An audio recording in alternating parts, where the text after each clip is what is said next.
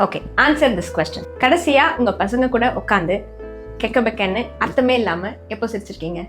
4 மாசம் முன்னாடி சிரிச்சதை பத்தி கேட்கலங்க, லாஸ்ட் வீக்ல எத்தனை முறை சிரிச்சிருப்போம்? 1-2 ரிசர்ச் இல்லைங்க, so many researches shows that when we parents are addicted to screens, நம்ம பசங்களும் they are at very high risk. ஆமா, எதுக்கு?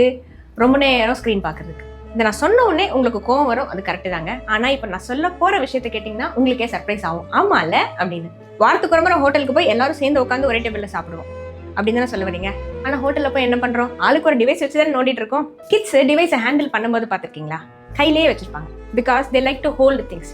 Holding things maths them feel safe. இதனால நான் என்ன சொல்ல வரேன்?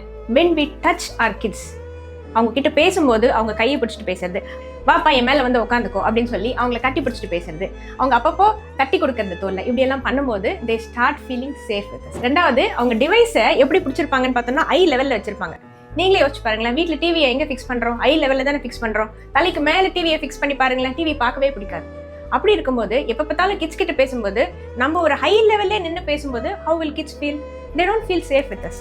They don't trust us. So next time when we talk to kids, அவங்க ஐ லெவல்ல உட்காந்து, அவங்க தரையில உட்காந்துருக்காங்கன்னா நம்மளும் தரையில உட்காந்து பேசுறது, அவங்க சேர்ல உட்காந்துருக்காங்கன்னா நம்மளும் சேர்ல உட்காந்து பேசும்போது they feel connected to us.